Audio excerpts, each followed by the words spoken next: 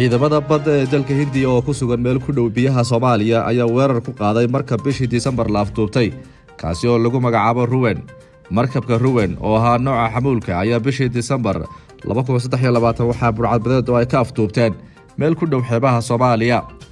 Qoraal ay soo saareen ciidamada Hindiya ayaa lagu sheegay in markabka Ruwen uu ka babanayay calanka Malta ay burcadbadeed u isticmaalayeen inay ku soo qabsadaan maraakiibta kale taasi oo fududeysay inay gacanta ku dhigaan markabka weyn ee laga leeyahay Bangladesh toddobaadkii hore.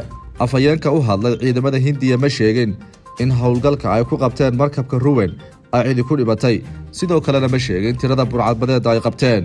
Qabashada markabka Ruwen ayaa ah afduubkii ugu horreeyay ee lagu guuleysto oo ay ku lug yeeshaan burcadbadeedda Soomaaliya tan iyo sanadkii 2017 markaasoo ciidamada badda ee caalamiga ah ay joojiyeen weeraradii gacanka cadmeed iyo badweynta Hindiya.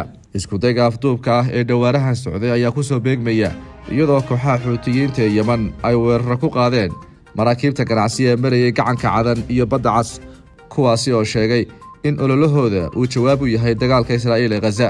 Shucayb Xasan Dheere, wararka Home. waxaan halkan u joognaa inaan sii casriyeyno hanaanka maamulka iyo amniga gaadiidkaaga iyadoo la adeegsanayo adeegga ila soco ee shirkadda Telesom. si dhow la soco gaadiidkaaga adigoo isticmaalaya moobilkaaga gacanta iyo kombiyuutarkaaga. adeegga shirkadda Telesom ila soco fleet management wuxuu leeyahay adeegyo kala duwan oo loogu talagalay in lagu wanaajiyo amniga gaadhigaaga.